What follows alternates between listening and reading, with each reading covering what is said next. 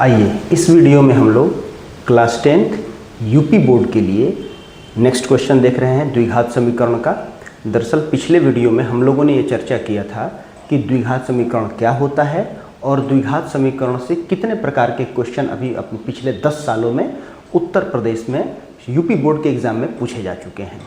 तो उसमें से एक टाइप हम लोगों ने देख लिया था कि भाई कोई अगर इक्वेशन दिया हुआ है अर्थात कोई समीकरण दिया है और उसको पूछ रहा है कि क्या वो द्विघात समीकरण है या नहीं, तो उसको हम कैसे एनालाइज करेंगे, कैसे हम उसे डिकोड करके आंसर लाएंगे उसका, वो हम लोगों ने देख लिया। अब आज दूसरे टाइप का क्वेश्चन एक ये पूछ रहा है कि दिए गए मान समीकरण के हल है या नहीं। ये दूसरे टाइप का है और ये भी 1 नंबर का कभी कभार पूछ लेता है। जैसे क्वेश्चन मैं दिखाता हूँ आपको। मैंने क्वेश्चन दरअसल हम लोग क्या है कि हमने NCERT के अलावा RD शर्मा, RS अग्रवाल और कुछ PYQs के क्वेश्चन हमने ले रखे हैं। तो उसकी कोई बुक आती नहीं है या फिर अभी हमारे पास PPT अवेलेबल नहीं है, तो इसको हमने नोट कर रखा है। कुछ ज़्यादा जो मोस्ट इम्पॉर्टेंट क्वेश्चन है उन क्वेश्चनों को हम लोग सॉल्व करेंगे और सीखेंगे कि इस तरीके के प्रश्नों को कैसे सॉल्व करते हैं।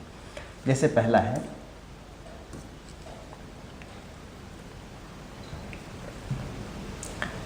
कि 3x² minus 2x minus 1 is equal to 0 where x is equal to 1। अब इसमें ये ध्यान देना है कि ये जो वैल्यू है दिए गए समीकरण का हल है कि नहीं। दिए गए समीकरण का हल कब मानेंगे, जब हम इस x की वैल्यू इसमें पुटअप करेंगे तो इस टोटल की वैल्यू जो है 0 के ही इक्वल आ जाएगी। रख के देखते हैं।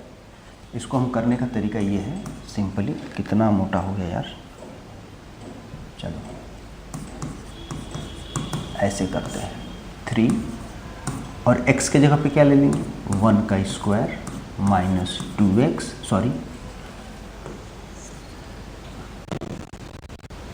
माइनस 2 इंटू x के जगह पे 1 लेंगे माइनस 1 इज इक्वल टू 0। 3 1 का स्क्वायर 1 ही होता है, माइनस 2 इंटू 1 2 ही होगा, minus 1 is equal to 0। 3 minus 2 minus 1 minus 3 is equal to 0। ये आपस में कट के क्या हो जाएंगे, 0 इज इक्वल टू 0।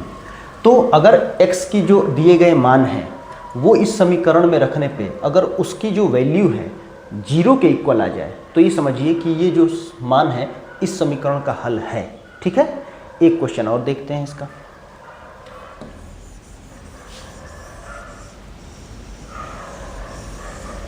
देखिए अगला क्वेश्चन है x²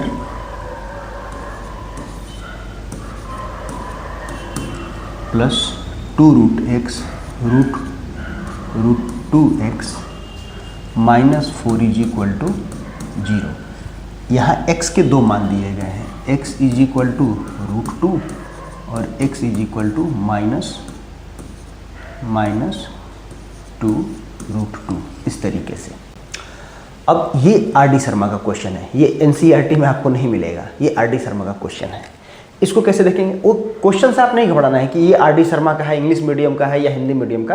क्वेश्चंस होते हैं, वो उसको हिंदी में भी दे सकता है, इंग्लिश में भी दे सकता है। तो इसको कैसे हम देखेंगे, तो यहाँ अब हम x की वैल्यू पुट करने जा रहे हैं। देखिए पहले हम x इज इक्वल टू √2 लेने पर आप इसको ले लीजिए, तो √2 का स्क्वायर प्लस √2 इंटू एक्स के जगह पे √2 माइनस 4 इक्वल टू 0। √2 का स्क्वायर करेंगे तो इसका मतलब हो जाएगा √2 इंटू √2 प्लस √2 का √2 में मल्टीप्लाई करते हैं वो तो हो जाता है 2 माइनस 4 इज इक्वल टू 0। ये तो आप लोगों को पता होगा कि सेम अगर नंबर है जैसे √5 इंटू √5 तो रूट हट जाते हैं, लेकिन अगर यही √5 इंटू √6 है तो रूट रहेगा और ये मल्टीप्लाई होकर 30 हो जाएगा। ठीक है, ये याद रखिएगा, इस तरीके से होता है। अब ये देखिए √2 का √2 में मल्टीप्लाई करेंगे तो फिर 2 हो जाएगा, 2 4 हो गया, माइनस 4 इज इक्वल टू 0, तो ये कट के 0 आ गया। यानी कि x का जो ये मान दिया गया है √2, यह इस समीकरण का सॉल्यूशन है, हल है। अब दूसरा हम देखते हैं इसको पुटअप करके कि क्या ये हल है या नहीं है। चलिए इस बार हम ले लेते हैं x इक्वल टू -2√2 लेने पर, ठीक है। अब -2√2 का square plus √2 into -2√2 -4 is equal to 0। अब इसका स्क्वायरिंग कीजिए तो -2 का स्क्वायर करते हैं तो माइनस प्लस में बदल जाता है और 2 जाइए, क्या मतलब इसका मतलब ये है कि हम इसको ऐसे लिख सकते हैं 2 का स्क्वायर इंटू √2 का स्क्वायर लिख सकते हैं। प्लस सॉरी ये प्लस तो अब रह नहीं जाएगा क्योंकि ये माइनस और प्लस मल्टीप्लाई होगा तो क्या होगा, ये माइनस हो जाएगा। -2√2 इंटू √2 ऐसे लिख सकते हैं इसको, और ये -4 इज इक्वल टू 0। ये देखिए 2 जब 4 और ये क्या होगा, √2 का स्क्वायर जो होता है ये √2 इंटू √2 इज इक्वल टू 2, तो ये क्या हो जाएगा 2 माइनस ये क्या होगा 2 इंटू √2 क्या हो जाएगा, मल्टीप्लाई होकर के 2 में बदल जाएगा। अब ये देखिए 4 2 जा 8, 2 2 जा 4, -4 इज इक्वल टू 0। -4 और -4 क्या हो जाएगा, -8 हो जाएगा। अब ये भी आपस में कट के 0। इसका मतलब इस समीकरण के लिए ये जो मान है वो इसके हल है, ठीक है। नेक्स्ट देखते हैं।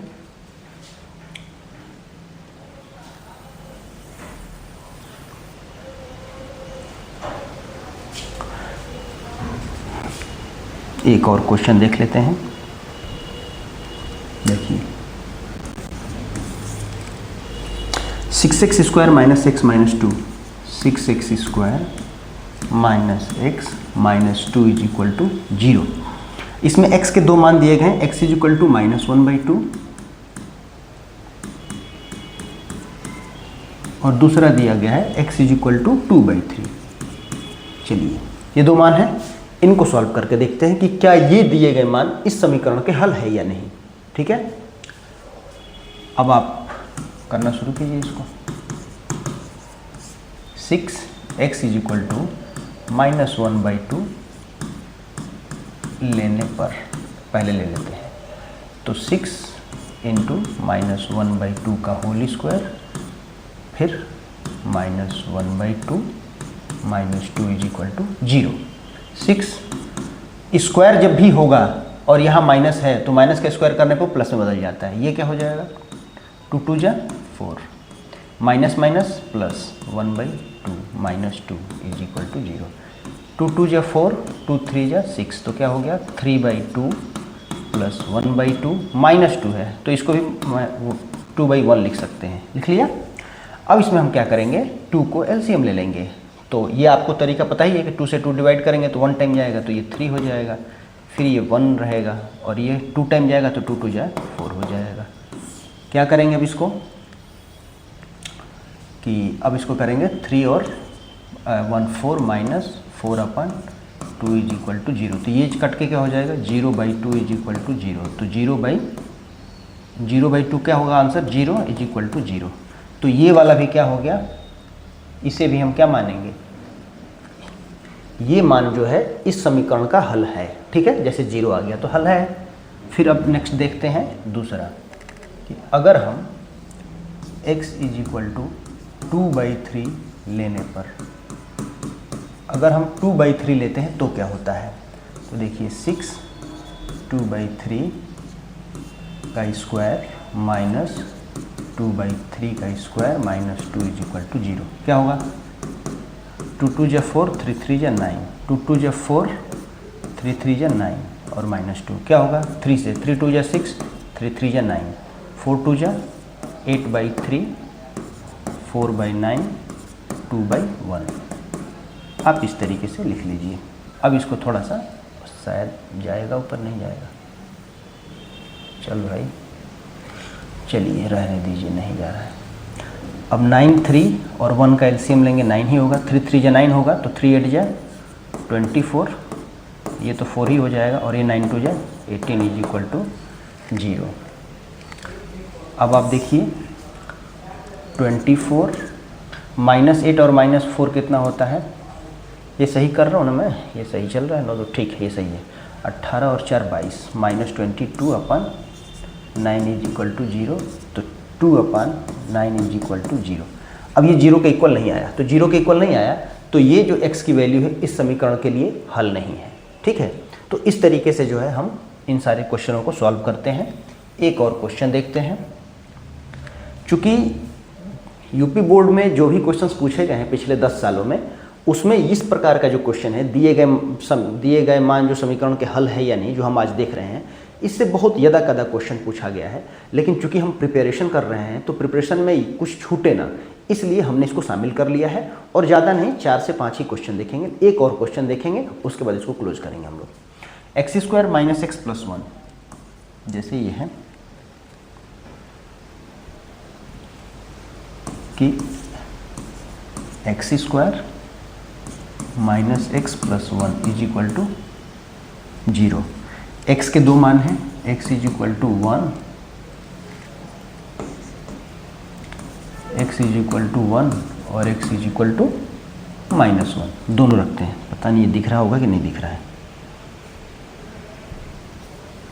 ये दिखेगा? चलिए, ये नहीं दिखेगा, वाइट से ही लिख लो भाई इस पर। चलिए कर लेते हैं। x इज इक्वल टू पहले 1 लेने पर, पहले 1 ले लीजिए, तो 1 का square -1 + 1 is equal to 0। 1 - 1 + 1 is equal to 0। ये तो माइनस प्लस कैंसिल हो जाएगा, ये 1 नहीं आया, ये 0 नहीं आया, तो इसका मतलब ये क्या है? ये सॉल्यूशन नहीं है। अब -1 रख के देखते हैं,